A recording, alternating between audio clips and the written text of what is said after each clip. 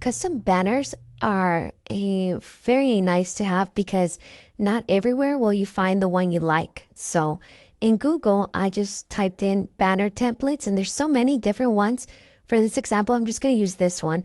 And there's a couple things I want to show you. So the first one is that when you're uploading it and or quote unquote cleaning it, you can take off the holes there, or you can just wait until later, hole punch it, or create your little slice sections. I'm just gonna leave it without it because one, I like to do my own, and two, there's a little snag on this one which you can't even see until you come in here and then realize, well, dang it, if I make it this way, it's gonna cut this way. So that's again color tolerance and how much it helps. So go back and add the color tolerance.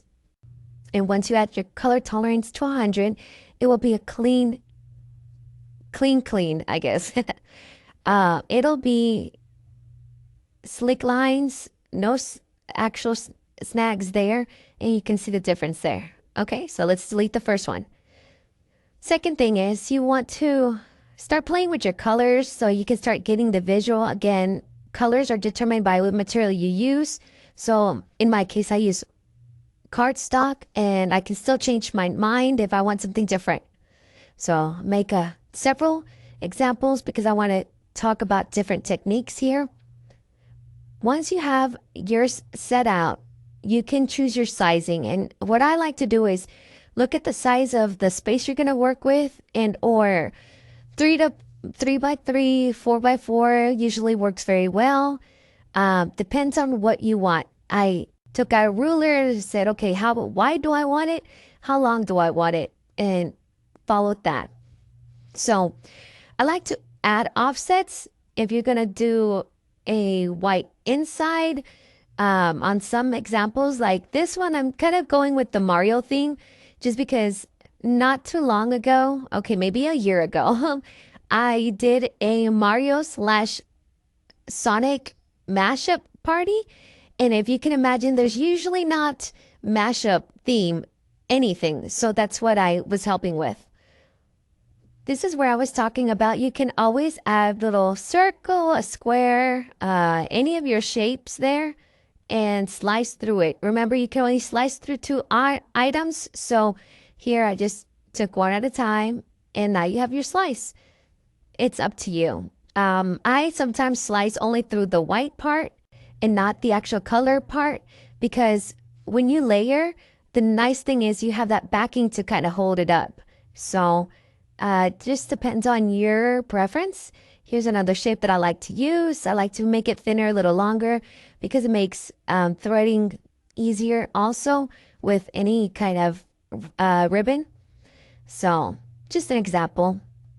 The other thing that I like about banners is that you can layer or even you can create prints and cuts from your banner itself. So it depends on what you're going for and how much time you have. Because if you don't have that much time to be creating the banner and then on top of that, the shapes and then layer on top of them, hey, it's okay. You're already doing a lot. So you can get your images and just flatten them straight onto your item. Or get the images, have those print, have those cut, and then come back and layer on top. So I'm going to show you both examples. So here you see when you have your cuts already there, what I recommend is just start making your templates off of that if you really wanted those. All right. So now I have all of these. Let's start with images and even words, right?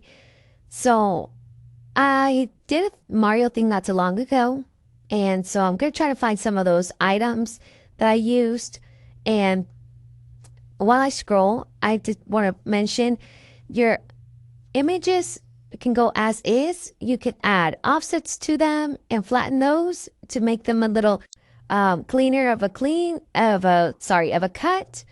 Or you can add offsets to those to cut and layer on top. So if I wanted Mario to have a blue offset, I could do blue offset, go and I can have that cut in blue, then add Mario, and then, keep layering it up. So here's an example of flattening it. It looks like it disappeared. I'm going to add a square behind it in a moment so you can see that it's still there.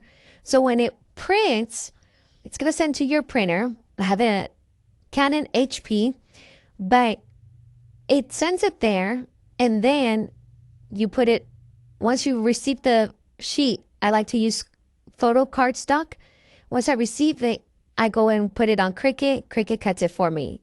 And Cricut would only cut the outside layer. If you notice that lines.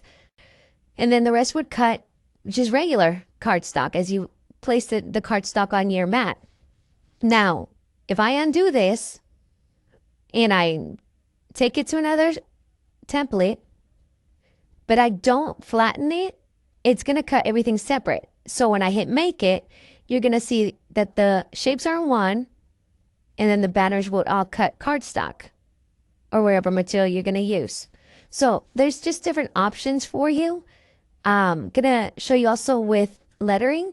What I like to do is write out the word, because that way you're sure that the font and the sizing all matches up. And then what I do is I try to just size it up from one of your templates, and then I remove the connection of all the letters. So I go to action, and then I accidentally went ahead and let me undo that part. Okay, so then I go to advanced actions, advanced, and then take the letters all apart. This allows you to start placing it, really getting an idea of where you want each letter. You can change the colors, you can change the fonts, you can go ahead and add an offset, which I'm going to show you with the Y. You can have this flattened straight onto your template, or you can have it cut directly from your cardstock. It's up to you, the look that you want to do. It's also up to the options that you do have available. If you don't have a printer, that's fine. Then you can make it a cut, whatever it is that you can and want to do. I say trust your gut or your customer, whichever one is louder. But here I was having some trouble because the offset went all the way to the back, but we got it situated. All right. So I have the red offset. I'm going to do my Y in yellow just so you can see the layering. And I'm going to do 2 so you can see the difference. Again, it really depends on what look you're going for. If I wanted just to layer them up, or if I want to have them print and cut. To layer, I use the double-sided foam. I always find these at the dollar store, but any of your craft stores can also have it. And I just add a little tiny piece on each side of what I'm layering, and they are really nice. They start looking 3D. So you see how this one would cut the actual banner. This would cut the images. These would cut the letters. So here's some examples of what I've made and how they turned out. This one, I'm going to tip a little to the side, and you can see the layers there. Then I also have something that more basic for one of my friends who battled cancer, and something a little more detailed.